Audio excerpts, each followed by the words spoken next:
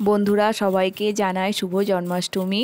আজকের জন্মাষ্টমী গোপালের জন্মদিন, আর আমি আজকের চলে এসেছি বাপের বাড়িতে, কেননা আমার মা জন্মাষ্টমীর ব্রত পালন করে, আর সেই জন্য পুজোর অনেক জোগাড় আছে। আমার মা একা হাতে সব কিছু করবে, সেই জন্য আমি বিয়ের পর থেকে প্রত্যেক বছর এই দিন আসি। আমি, মা, আমার ভাইরাও থাকে, হাতে নাতে সবাই মিলে কাজগুলো করে নিই। বন্ধুরা তোমরা দেখতেই পেলে আমার মা তালগুলো ছেনে নিল, আর এই যে আমার ভাই নারকেলগুলো ছাড়িয়ে নিয়ে এখন নারকেলগুলো ফাটিয়ে দিচ্ছে, আর আমি নারকেলগুলো কুটতে বসে গেছি।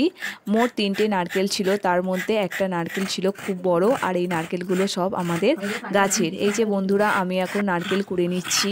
আর বন্ধুরা তোমরা দেখো যে গোপালের জন্মদিনে আমার মা কি কি প্রসাদ বানায়, কি কি প্রসাদ তৈরি করে, তোমরা দেখতে থাকো। তোমরা তো জানো যে গোপালের জন্মদিনে প্রসাদ বানালে কত রকমের প্রসাদ বানানো যায়, যেমন লুচি, তালের বড়া, নারকেলের নাড়ু, বিভিন্ন ধরনের শাকসবজি ভাজা, এগুলো তো অবশ্যই রাখতে হয়।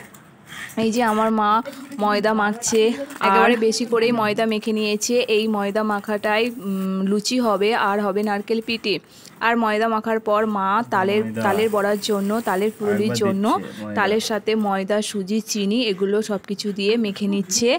আর আমিও বন্ধুরা একে একে সমস্ত সবজিগুলো ধুয়ে নিয়ে আসতে যাচ্ছি। এই যে বন্ধুরা দেখো আমি সমস্ত সবজি টবজি নিয়ে চলে এসেছি আমাদের পুকুরের ঘাটে থেকে ভালোভাবে সবজিগুলো ধুয়ে নিয়ে গেলে তাহলে বাড়িতে গিয়ে আর বেশি জল দিয়ে ধুইতে হবে না। এখানে অনেক জল আছে, ভালো করে পরিষ্কার করে ধুয়ে নিয়ে যাওয়া যাবে। আর এক ঝলকে আমাদের এই পুকুরটাও তোমাদেরকে দেখিয়ে দিলাম। বন্ধুরা সবজি ধুয়ে নিয়ে চলে এসেছি, এখন আমি একে একে সব সবজিগুলো কেটে নেব। তারপর সবজিগুলো কেটে নেওয়ার পর আরও অনেক কাজ আছে।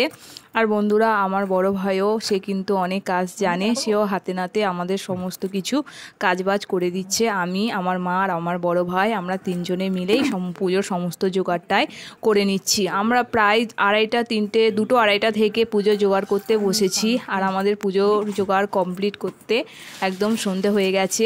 তারপর আমাদের যে গ্যাসটা আছে সেই গ্যাসটা আবার খুব প্রবলেম করছিল। বন্ধুরা আমার সবজি কাটা হয়ে গেলে তারপর আমি নারকেল কোড়াটা আমি ছাই করে নেব। সেই ছাই কিছুটা পিঠে হবে আর কিছুটা নারকেলের নাড়ু হবে।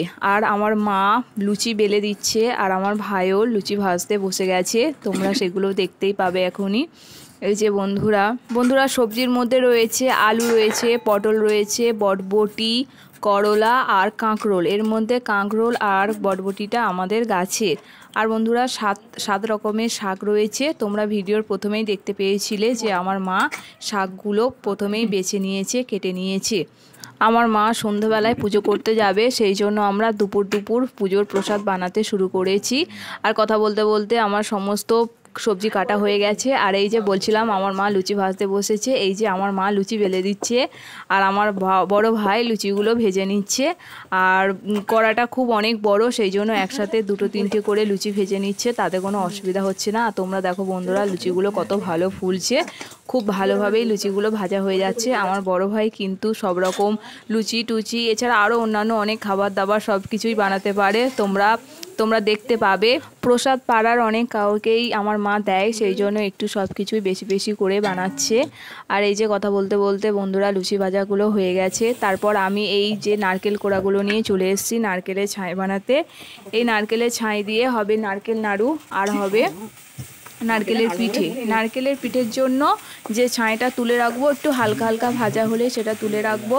আর নারকেল নাড়ুর জন্য একটু বেশি করে কড়া পাকে আরও বেশি করে চিনি দিয়ে কড়া পাক করতে হবে, তারপরেই নারকেল নাড়ুটা ভালো হবে। এই যে একটু সাদা সাদা দেখতে পাচ্ছ, এইগুলো নারকেল পিঠের জন্য তুলে রাখছি। আর হ্যাঁ বন্ধুরা আমি এই যে কয়েকটা ছোট ছোট নারকেল কোড়া দিয়ে এই যে পিঠেগুলো বানিয়েছি। আমার ইচ্ছা হলো, মনে হলো, আর এই পিঠেগুলো আমি একটু তেলেতে ফ্রাই করে নিলাম, তেলেতে ভেজে নিলাম। এরকম অনেকেই করে, কিন্তু আমরা কোনোদিন এরকম তেলে ভেজে করিনি। কিন্তু আজকের আমার মনে হলো আমিও একটু গোপালের জন্য একটা নতুন রকম কিছু বানাই। হয়তো অনেক কারোর কাছে এটা পুরনো, কিন্তু আমার কাছে এটা নতুন, কেননা আমাদের বাড়িতে কোনোদিন এইরকমভাবে পিঠে করে ভাজিনি। সিদ্ধ করে নিয়েছি, ভাপিয়ে নিয়েছি, কিন্তু ভাজিনি। আমার মনে হলো যে আমিও কিছু একটা নতুন কিছু করি, সেই জন্য হাতের কাছে যা ছিল সেই দিয়েই একটা ছোট ছোট কয়েকটা পিঠে বানিয়ে নিয়েছি, আর সেগুলো ভেজে নিয়েছি। আর বন্ধুরা তোমরা দেখতেই পেলে যে নারকেলগুলো আমার সব কিছু নারকেল কোড়াগুলো আমার ছাই করা হয়ে গেছে। আর সেগুলো আমি এক এক করে সমস্ত নারকেল নাড়ুও বানিয়ে নিয়েছি। আর এই যে এখন আমার মা বসেছে তালের ফুরুলি বানাতে। এই যে বন্ধুরা তোমরা দেখো বুঝতে পারবে যে তাল ফুরুলিগুলো এত সুন্দর হয়েছে, একদম যেন রসগোল্লার মতো। রসগোল্লা সাদা হয় আর ফুরুলিগুলো একদম লাল লাল। আমার তো খুব সুন্দর দেখতে ভালো লাগছিল। আর হ্যাঁ বন্ধুরা, এর আগেও একবার তাল ফুরুলি হয়েছিল আর আজকের হয়েছে, কিন্তু আজকেরটাই সবথেকে খুব সুন্দর হয়েছে। কেননা এটা ভগবানের প্রসাদে যাবে, তো সেই জন্য সুন্দর তো হবেই, সুন্দর হতেই হবে। এই যে বন্ধুরা তারপর আমার নারকেল নাড়ু হয়ে গেছে। তারপর আমি চলে এসেছি সুজি বানাতে। এই যে সুজিটা একটু ভেজে নিয়েছি, যেমনভাবে সুজিটা হয় ভেজে নিয়ে জল দিয়ে দিয়েছি আর সুজি রেডি হয়ে গেছে। আর আমার ভাই এই যে দেখতে পাচ্ছ নারকেল পিঠে বানাচ্ছে, এটা কিন্তু আমার ভাই।